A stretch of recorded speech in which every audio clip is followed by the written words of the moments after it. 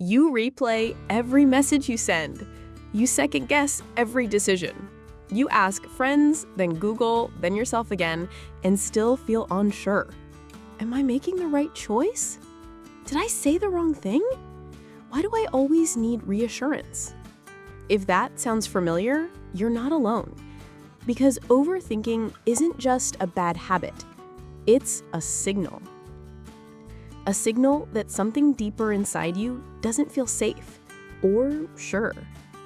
And in this video, we're going to uncover what overthinking really means and why it often has less to do with the situation and more to do with how you see yourself.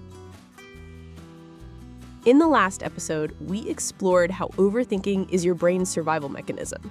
But today, we're peeling back another layer. Why you don't trust your own decisions. The hidden connection between overthinking and low self-worth. A story from my life that forced me to confront this. And how to start trusting yourself, even when your mind spirals with doubt. If you've ever felt like your mind is working against you, this is going to make a lot more sense soon. I remember this one day. It sounds small, but it stuck with me. I was shopping for a dress. There were two options. I liked both, but I stood in that changing room, frozen. What if one was too much? What if the other was too boring? What if I wore the wrong one and regretted it all night? It sounds ridiculous, right? But I wasn't really afraid of the dress.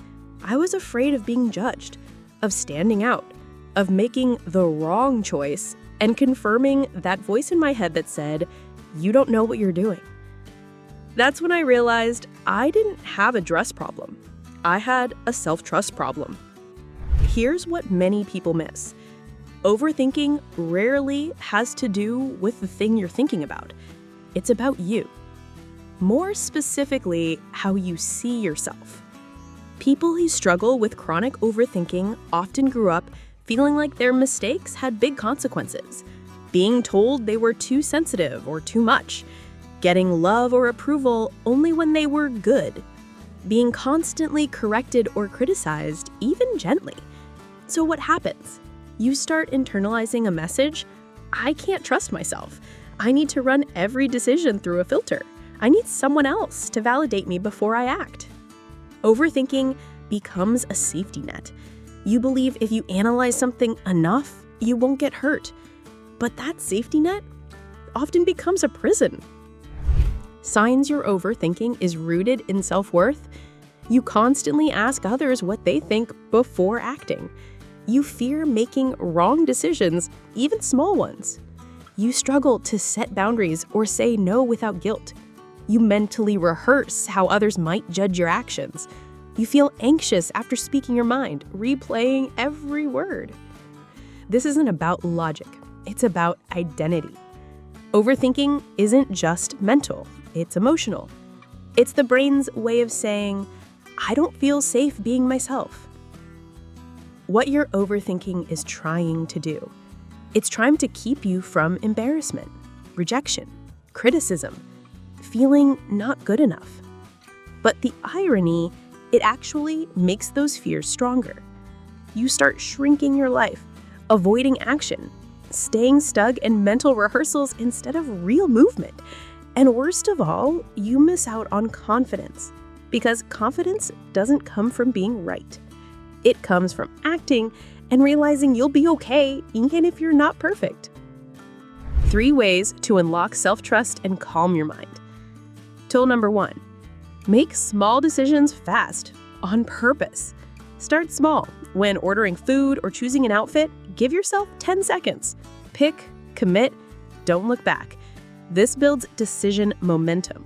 You teach your brain, I don't need to earn my choices through suffering. Tool number 2, create a self-trust journal. Each night, write down 1 to 2 choices you made that turned out fine or even great, even simple ones. You're rewiring your brain to notice evidence that you're not a disaster, that most of your decisions work out just fine. Tool number 3, use this thought interrupt with even if I'm wrong. Say, even if I'm wrong, I'll learn. Even if I mess up, I'll survive. Even if they don't like it, I'll still like me. You're not aiming for perfection.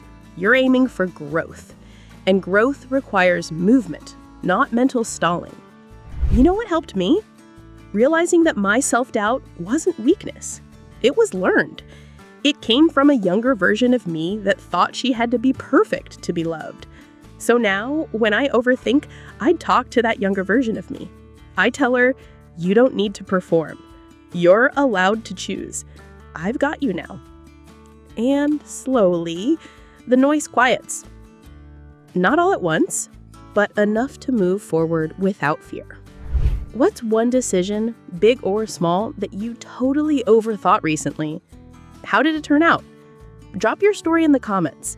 You never know who might see it and think, wow, me too.